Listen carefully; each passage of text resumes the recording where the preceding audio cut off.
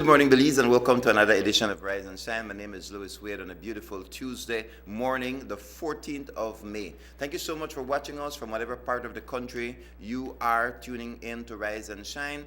Thank you so much for making us your morning program of choice. And of course, we're not going to fail you this morning as usual. We have very good information, very good opinions of what is happening on the length and breadth of the nation of Belize. Good morning to San Pedro, La Isla Bonita. Buenos dias to you. Good morning to all those who are watching us in different parts of the world on www.plustvbelize.com, where you can find our Ustream. Remember, you'll be able to call in to us a little later at 8020097 this morning. Quite a few things happening in and around the nation of Belize.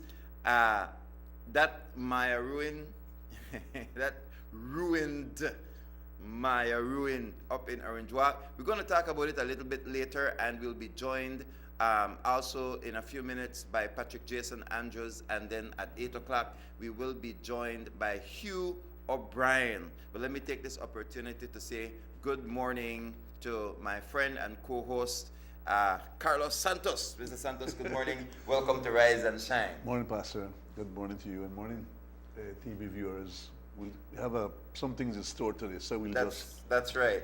We normally start the show with comments on what is happening around the nation. Quite a few things, but we're going to reverse it a little bit. So you'll just have a list. Yeah, the list is so long. The list is so long that we'll have to wait a little bit until 8 o'clock. Right. No, but we do have a very important guest in studios with us with a very, very important concept. I had an opportunity to sit with him yesterday, and I said, this got to be on Rise and Shine. This got to be some information that people across the nation of Belize need to get. And it deals on various levels. So you might be interested in different aspects of this project that we're about to talk with. So let me take this opportunity to welcome our guest for the first part segment of this morning's show. We have Trevor Stein. Yes. Stein. Trevor, good morning and welcome to Rise and Shine. And Trevor is from Pangea Proxima, which is an organization that is scoping out the nation, if I could put it that way. He's going through Central America, visiting country by country, and quite a few exciting things that he'll be talking to you about this morning. Trevor, good morning and welcome to Rise and Shine. Thank you. Thank you for having me. I appreciate that. No, Trevor, you're passing through Belize. You're coming out of Mexico. Some work that you've been doing there in the past, and as you said, you're traveling through Central America. But when you return, you plan to have meetings with ministers of government or government officials in regards to the project that your group has put together. Just give us a little encapsulation of your project, your organization. Okay, the project and the organization's name is Pangea Proxima, and the mission of Pangea Proxima is to increase access to education and health, and to alleviate poverty while promoting sustainable development. We have a conglomerate of consultants from many different countries all over the world. We have 18 consultants currently. They are from Nepal, Bangladesh, Nicaragua, Mexico, the United States, and Brazil, and from other countries. And we're actually increasing the number of consultants we have every month. It's a very exciting time for us. Yes. Now, one of the things that that caught my attention about your organization, and let me take this opportunity to welcome Patrick Jason Andrews with us this morning, another one of our co-hosts this morning. So Patrick, we're speaking with Trevor this morning, and I jump-started the show because there's so much that we want to discuss this morning. And so, of course, good morning and welcome. Good morning to all our viewers, and I'm sure that we wouldn't mind starting off this morning's discussion with something positive, no? That's right. And so, after that, it goes downhill. Speaking about hill, it goes downhill after that. Depends if the hill is still there. No, not there. It's not there anymore. It's not there anymore. Anyways, good morning, Trevor. Good morning. You know, guys, one of the things that caught my attention with Trevor's project is that they take material that is within a particular area or a local community, and they are able to build. So we're not talking about breaking down this morning, but they are able to build and teach local people, especially in rural areas, how to build rather than using steel, cement, sand, or some of the more expensive. You know that construction is very expensive in Belize at this time. And if you take a look at the house, there's a house right there that is, it's beautiful, very rustic, it's very natural looking and so on. And these houses and community centers and so on can be built at a fraction of the cost. And so I'm going to have Trevor discuss those aspects of it, because I mean it's his project and I'm running away with it because I'm already fascinated. But tell us a little bit of how it all comes together. This is actually very wonderful because you have this reaction that I get. A lot of people have this reaction when they start hearing about this. I want to take you back though, initially. Sure. Though. Before we end up building a natural, a school or clinic or a house out of natural materials, the first thing we do is we go and we meet with governments, we meet with ministers of education, health, we meet with their census bureau, we meet with NGOs in the area, professors, and we discuss with them the major issues and the pressing needs of their countries and in the areas of health and education. And they actually may mention other variables as well.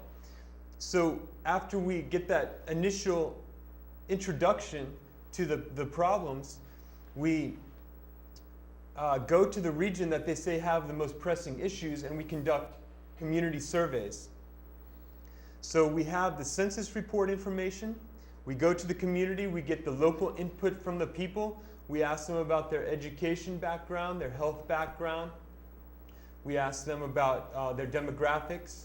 So by the end of the community survey, we know the general area where they live. We don't know the exact address, but we know the general communities in which they live, the areas. So we're able to create these incredible maps that tell us a lot about the areas and the needs.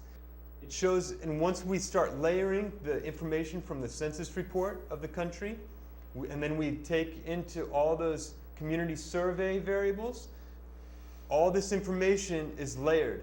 And by the time we create these different layers, we start to see these hotspots develop to where the origins of these social problems are happening. So in that respect, we know exactly where to aim our efforts to, and that if we build a school or clinic or a social facility there, it could be actually a multi-use facility. Perhaps if the need is childcare, it could be childcare in the morning, it could be adult education at night, or it could be a health clinic at night. So that it could be a multi-use facility as well. So once we pinpoint that area, we come back with the report to the government and the NGOs in the area, and if they agree with the assessments that we find, then we have the ability to construct something of natural material there. And what we do is we use local materials from the area, we use appropriate technology, and the materials that we use, our methodology is building with straw bale construction and earth bag construction. That's what our consultants specialize in currently. Okay.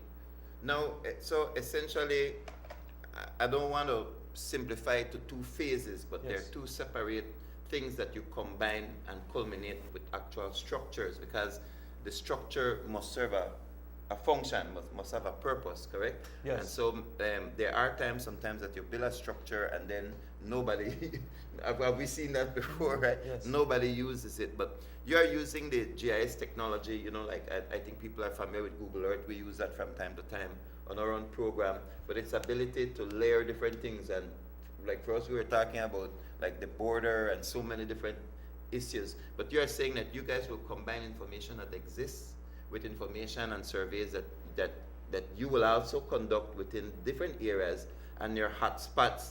Once you identify what the issues are, then you can create work work site. So you can create structures now that will facilitate the education or the health needs or whatever those hotspots predict. Exactly. And in that initial phase, we have two phases. We have the site assessment and analysis, right? And within that, when we conduct those community surveys, we actually we use the local university students as well. So we're trying to teach them, and we get them experience with analysis and reporting, and we teach them GIS while we're doing all of this as well. Our goal is to empower communities and empower those countries that we're in. So we want to educate those students and teach them a lot of the skills that we have. And then, yeah, like you were saying, once we know those hotspots, we're able to create that education and or health facility with a lot of certainty that once you build something like that and you're targeting those problem areas, very specific, then you can actually curb those future social problems that you have down the road. Now, you're talking about going into our community and identifying, maybe I would use the terminology of weakness of areas that within society that we want to build upon and strengthen.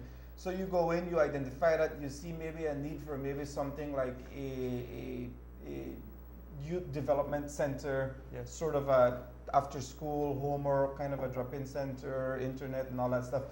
So you lobby, you build the structure. What happens after that structure is done? Who carries on the long-term maintenance and the long-term supervision of that initiative that is planted within that hotspot that is identified? How does that work?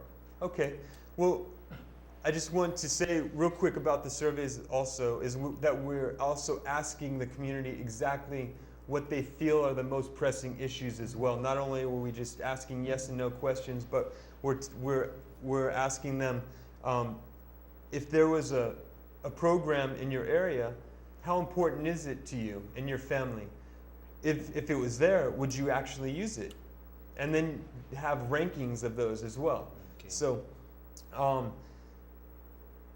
and you're saying continuation, once we build something, well, right now we don't have, we have an initial plan, and that plan is to actually make the suggestions to the government and the NGOs, because with that community survey information, we can tell them the exact aspects of programming. So not only do we know where to build something, but we have the ability to make those suggestions about what the community actually needs in those areas.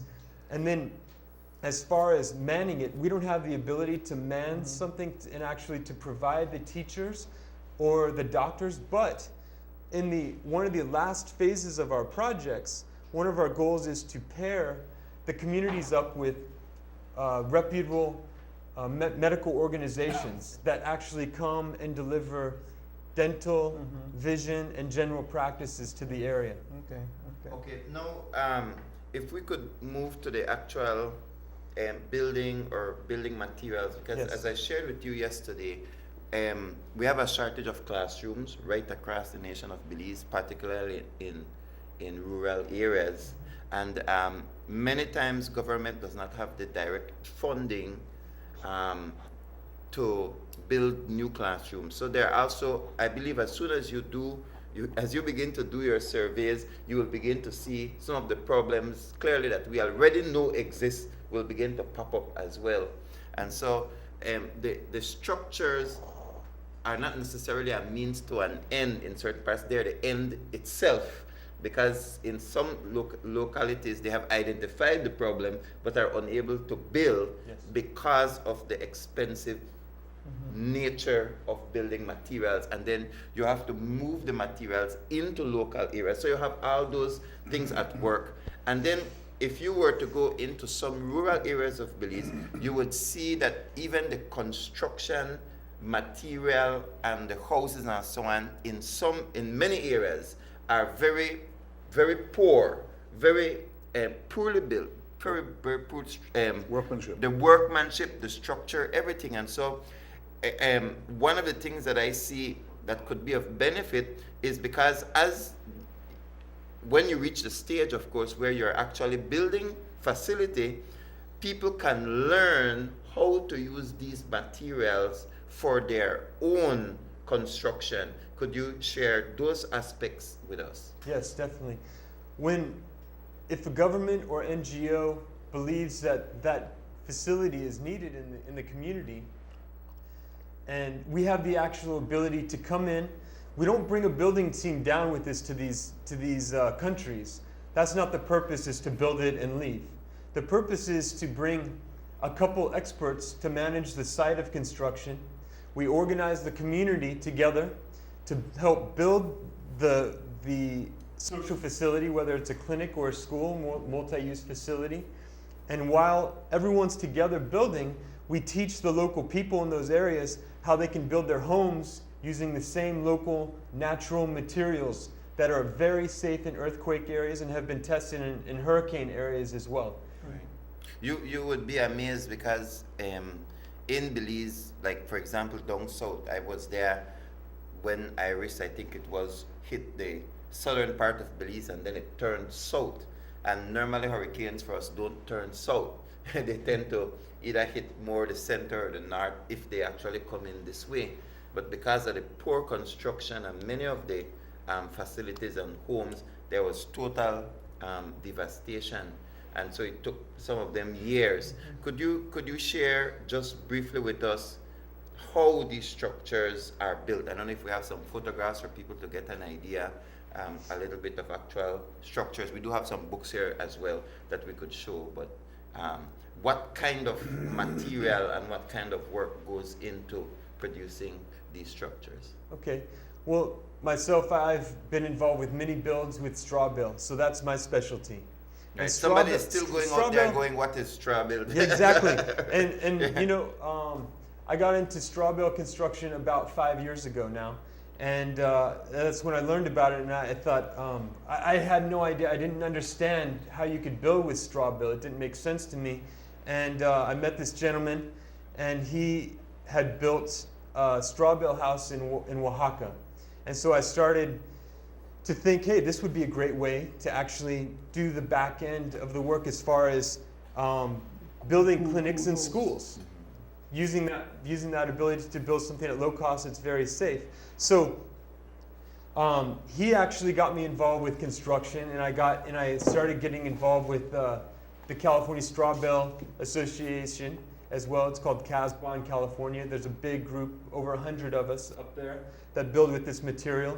And straw is a very incredible building material. It was actually used over 100 years ago in Nebraska, in the state of Nebraska in the United States. Before they had freeways and highways running through there, they had to use what was available to them. And so today, these houses in Nebraska are still standing. They actually can poke holes in the walls, and they're pulling the straw out, and it looks the same today as it did. You know, it still looks fresh. Yeah. Straw bale, straw bale. Yes, so straw, it's just, sometimes you see them laying in the field, the rectangular straw bales, right? So straw is the byproduct of food. It's the byproduct of rice and wheat. You have a lot of rice here in Belize. In 2006, you were producing over 26,000 pounds of rice paddy. In 2010, you're producing million. Okay, but in 2010, you had 45. Yeah. Right, thousand. Right, almost double that now. So it's increasing. So this is a readily available natural product. So straw has this natural ability to be. It's a great insulator because the walls are 2 feet thick. Yeah. I was telling my co-host, you won't need AC with a straw bale house. Particularly in Belize where it's so hot, it will be a tremendous insulator to keep it cool down and all that too, right? Yes, yes. We actually built a house in Mexicali a year and a half ago, on the periphery of the city, and it's amazing in hot and cold weather because it's a natural insulator. You have 2 feet thick walls, and so if it's very hot outside and you're inside a straw bale house, it's very comfortable inside without air conditioning. Of course. If you have air conditioning, you just have to run it for a very short time to get it to that temperature that you want, and then it will stay that temperature for a long time. And the same as in colder climates, if you have a small heating element and you want your house to be warm, you just have to heat it for. So that's a straw bale house right there? Yeah. Yes. But Yes. no question. Have we in Belize? We know with the continuous rain and sun. Yes. It's we've heard of ideas where people want to implement a structure in Belize, and because of our tremendous intense diversity in heat in 1 minute and then rain the next minute and rain, then sun. Has that been tested? Because I know Pennsylvania is a different climate than Belize, where you mentioned it has been standing for 100 years now. Yes. But you said in Mexico, in Guatemala, have you? Yes, well, it has been. I know that there's a straw bale. There's a hotel in Nicaragua that's made from straw bale. Mm-hmm. It's doing fine, but we definitely need to test more in tropical climates. Yeah. It definitely needs to be tested more.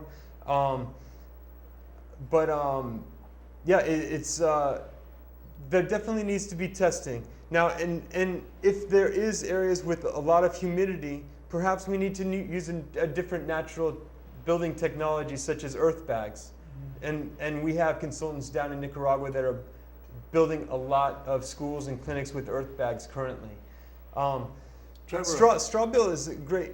Go ahead, I'm I sorry. just wanted to kind of put a different spin to the questioning. One is, have you considered the cultural aspect of this particular initiative? That most people that I know in Belize consider going back to a straw house as going in the opposite direction. Yes. That people look up to going upward mobility into going into a cement house. Yes. How do you propose to bridge this cultural divide, so to speak? Well, the important thing, you're right, that is a problem sometimes. But after we build something and they see Of course. how it performs Of course. and how cool it is inside and how beautiful it can be, because using straw bale, you just have to use your imagination. It's much better to use, straw bale is a very strong building material in the fact that you don't have to use post and beam. If you build a one-story straw bale structure, it can support the weight of a roof, okay? So at the same time, it's a very teachable method of construction as well. So we're using natural materials, and instead of the straw being burned in the field, because usually 80-90% of the time it's being burned in the field, or it's being used as animal bedding. Most of the time it's being burned though. So we're also taking out the air pollution as well at the same time. So you're saving the air quality, which from your last census report, the household environmental concerns, air pollution was number 3. Water contamination was in first with 30%, drainage was 24%, air pollution was 23%. So that's one thing that we can help mitigate as well if we start using the byproduct of rice in Belize. Right. Are you proposing, am I reading you right, that this straw bale homes you're promoting in the first instance in Belize will be sort of on a pilot scale rather than on a new invention you're going to try? A pilot, experimental, rather than this thing has worked elsewhere, it's got to work here? Well, I think it's, if we're going to build schools and clinics, I think the important thing is to make sure that it is appropriate here, because we're going to have children and we're going to have doctors and nurses and elderly people in these facilities. There'll be some sample homes and so built first, hopefully. I think it's important to build a couple pilot to see how that, Okay. and just because they're very cheap to build at the fraction of a cost. So it's something you have here, and it's something that doesn't take a lot of money to build. It's a very teachable method. So if we could build a couple of these structures in different areas of the country, see how it performs, let it go through a couple hurricane seasons Okay. or a hurricane season. Okay. See how it performs in those conditions. Right.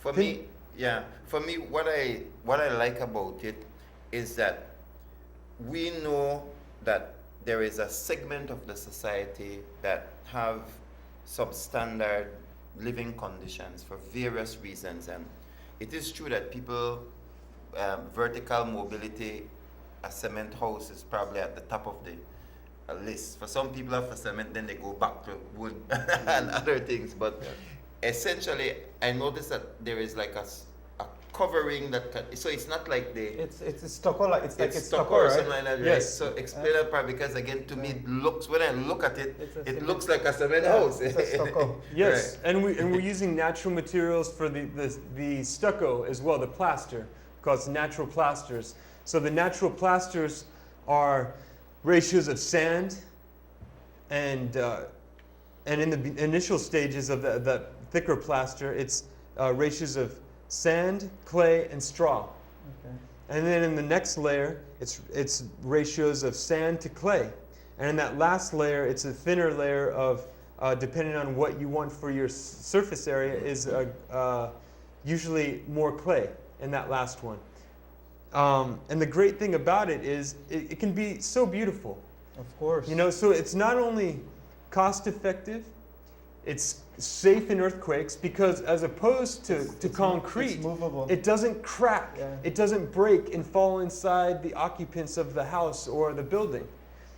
What it does is, after we secure it with cables going underneath the foundation and around the roof structure, underneath the roof, but through the structure, it's a very flexible structure.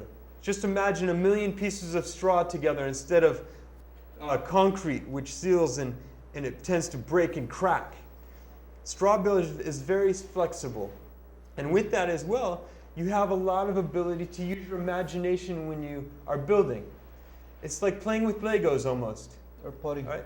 It is. It's like playing with Lego, and you can curve them to some degree. So you can add curves to your house, and or building, and it's only limited to your imagination. Right. As long as you build with one story, it's a very safe structure.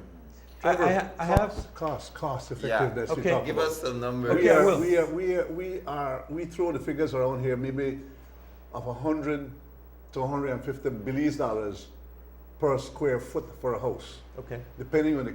You can go to 200, of course, but let's say 100, 150. All right, so that's about 50 to 100 US. That's about 50 US. to 50 US to 100 US would be the US. range, depending on the Okay. quality of house and whatever you have in there. For a square What are you foot. talking about here? Okay.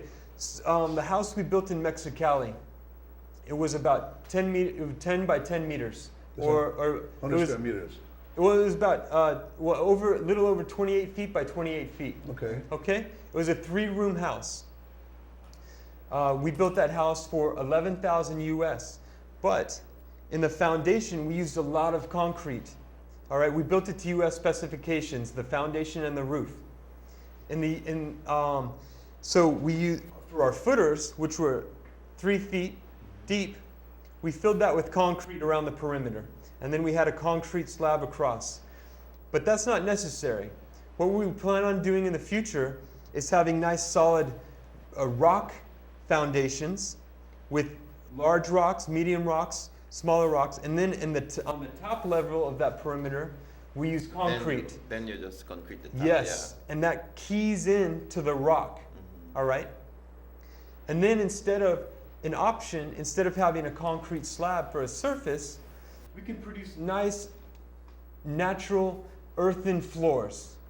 And after they're finished, you treat them with linseed, and these are ratios of sand to clay as well, all right? After you finish this with linseed oil, which is natural as well, a woman in high heel shoes can walk across that floor and not make marks. So it's a very hard surface as well, and it's Right. natural, Yeah. and we're not using concrete. So and then the roof that we used in Mexicali was a traditional wooden roof, all right? We can cut down on that cost by using corrugated metal as well, which is also recyclable. Yeah. So by the time we finish the construction of the building, ours cost $11,000.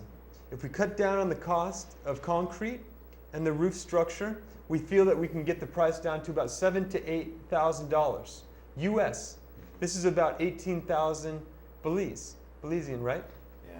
You've We're done the talking numbers there, really- Carlos. Yeah, the numbers sound fantastic. They look fantastic, but I kind of wonder, pardon my skepticism, Yes. is this a house from start to finish? The But, people but can move in? you're not getting numbers yet. It's right? only $14 It's 14 US per as square opposed to foot, 50. as opposed to 50 to 100 here. Yeah. Yes. I mean, I'm left with a big question mark. Is that real, or are we just or is it just a selling point? It's not a selling point because it depends.